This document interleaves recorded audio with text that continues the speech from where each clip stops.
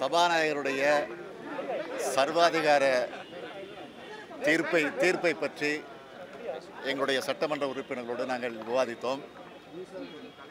விவாதித்த நேரத்தில் நாங்கள் உணர்ந்து கொண்டது, இந்த சட்டமன்ற கூட்டத்தொடரை பொறுத்தவரையில் ஒரு முறை கூட எங்களை அவர்கள் வெளியேற்றவில்லை.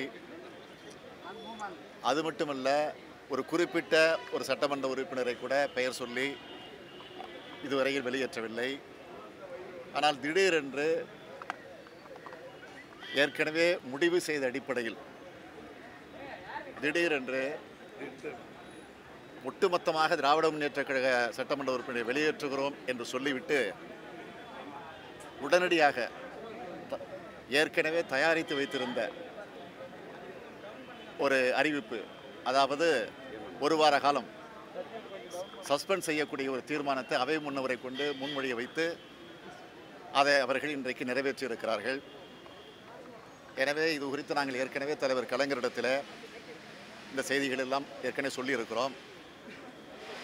தலைவர் கலைஞர் அவர்களும் உடனடியாக தமிழகம் முழுவதும் இதை கண்டிக்கக்கூடிய வகையில் சட்டமன்றத்தில் ஜனநாயகம் படும் பாடு என்கிற தலைப்பில் கூட்டங்களை, பிரச்சாரங்கள் நடத்திட வேண்டும் என்று எங்களுக்கு உத்தரவிட்டிருக்கிறார்கள்.